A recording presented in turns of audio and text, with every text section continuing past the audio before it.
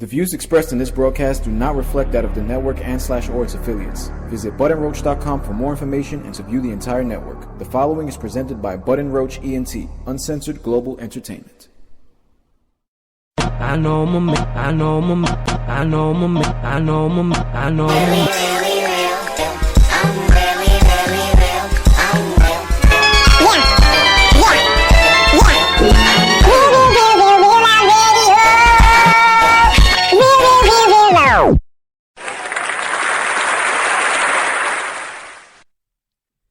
This is Real Loud Radio.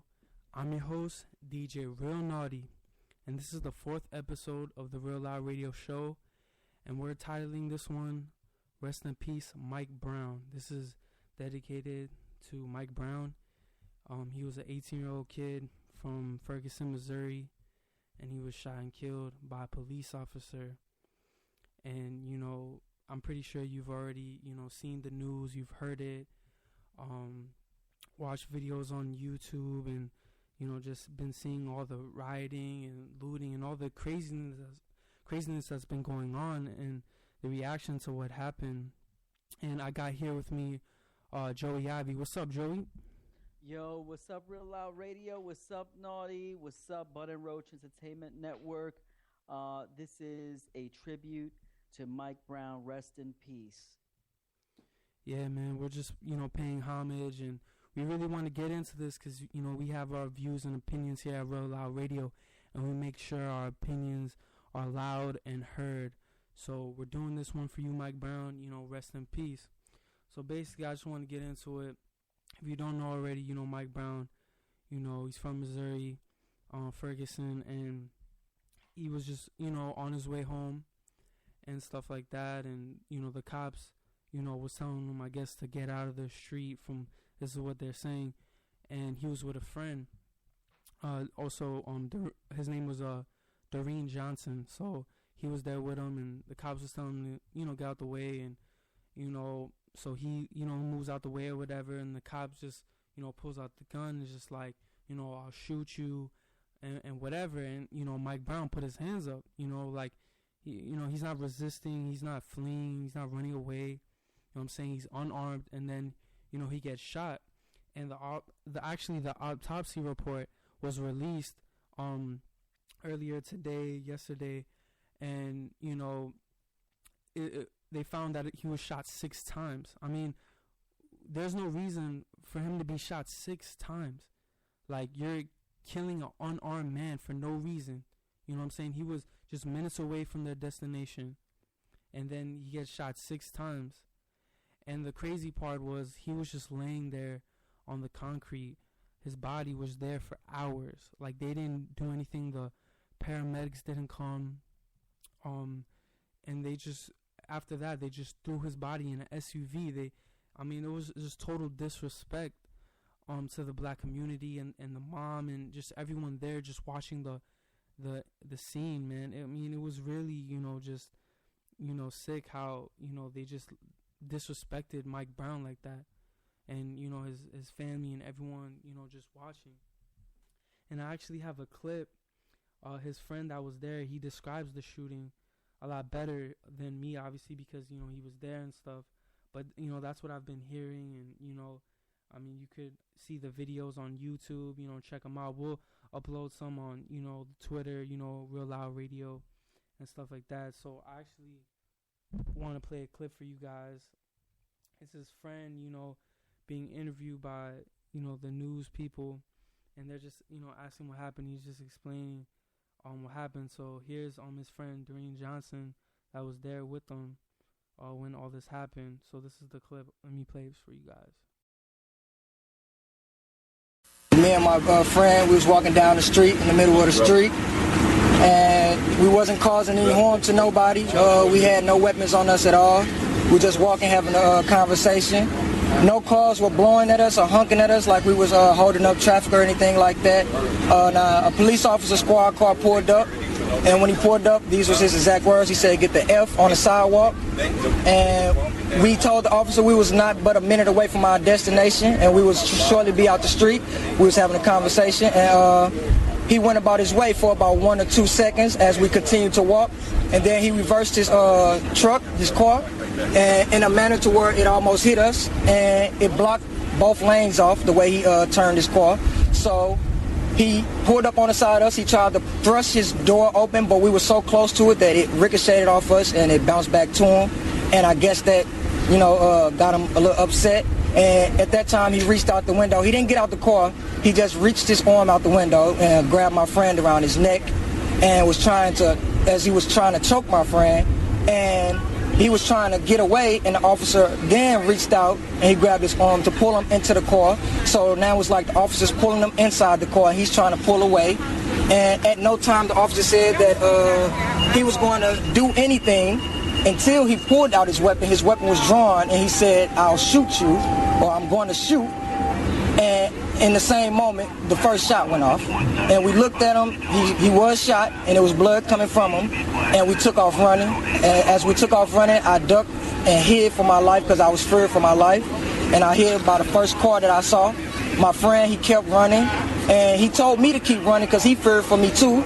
So as he was running, the officer was trying to get out of the car. And once he got out the car, he pursued my friend, but his weapon was drawn. Now, he didn't see any weapon drawn at him or anything like that, us going for no weapon. His weapon was already drawn when he got out the car. He shot again, and once my friend felt that shot, he turned around and he put his hands in the air, and he started to get down, but the officer still approached with his weapon drawn, and he fired several more shots, and my friend died. So there you have it. That was Mike Brown's friend, Doreen Johnson.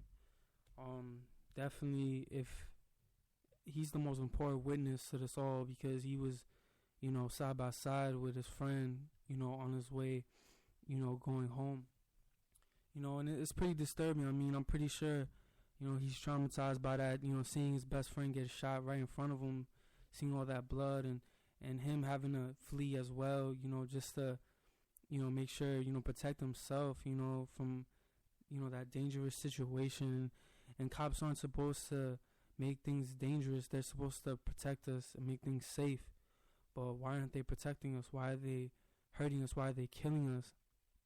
And you could already see that, in a place like Ferguson, where it's mostly black and the cops are all white. I think it's like 93% white, and in Ferguson it's like 60-something% black people there. It's just like, I mean, definitely there's definitely gonna be like a tension and some type of like rivalry. It's like whites versus blacks, and it's just not right that that happened. And it's funny because the cop, so now they're also releasing videos. They released a video of Mike Brown robbing a store, a convenience store, and he stole cigarillos.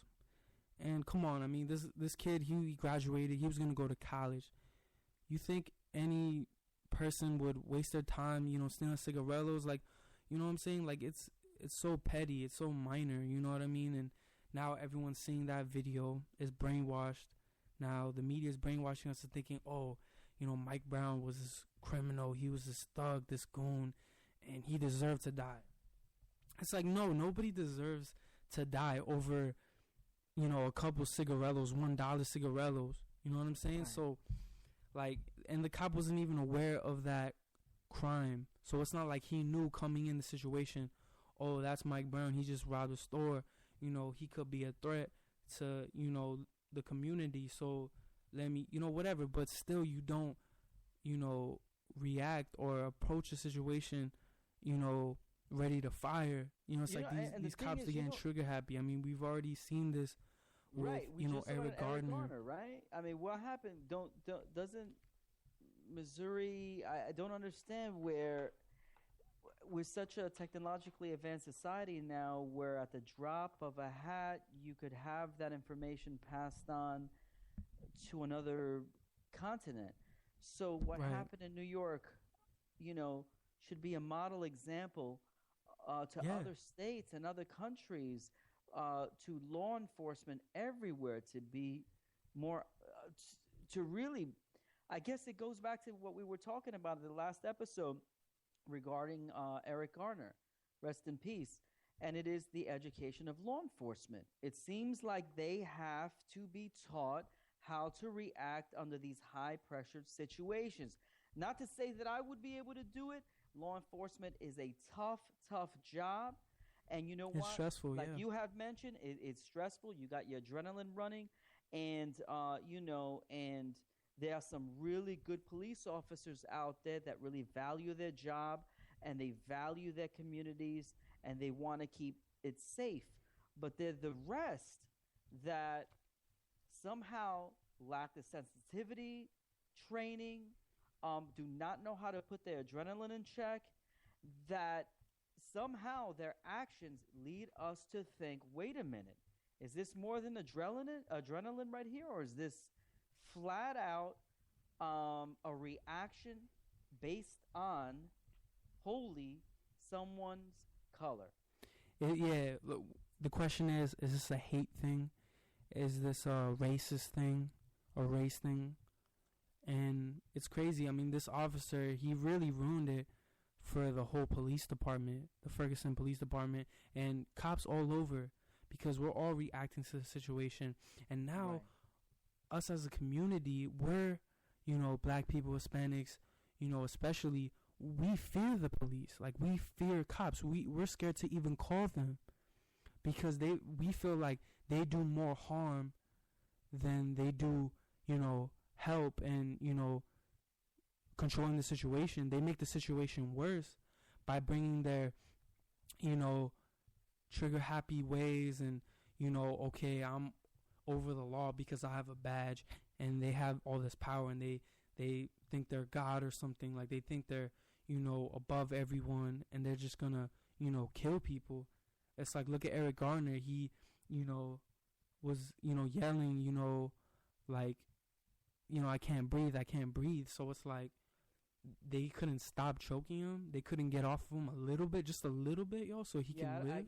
That I don't understand, man. I will never understand so that. You're right. Like, shouldn't that cop in that situation, maybe he should have thought about, man, someone died in New York, man. Like, a cop killed, I don't want that to be me. Because no cop should want to be in that situation where they killed an innocent person. Right. You know what I'm saying? And okay, we seen the video. Okay, he robbed a store for cigarillos, but that doesn't mean he deserves to die. That means, okay, he goes to jail for that crime. He gets bail. He gets whatever. He gets the right to a speedy trial and all that. All the laws that we have. Go through the system. Listen, get his what I'm saying, do the crime, do the time, and that's it. Let him do that, but not die. He doesn't deserve to die. And it's funny because the cop didn't even know about that crime, so it had nothing to do with him dying. Right. And Listen, him just getting the way shot. that we demand. But it's funny because now all these people are coming out and saying, "Oh, he's a thug," just like Trayvon, saying he's a goon because they found old pictures of him with gold grills and him sticking his middle finger.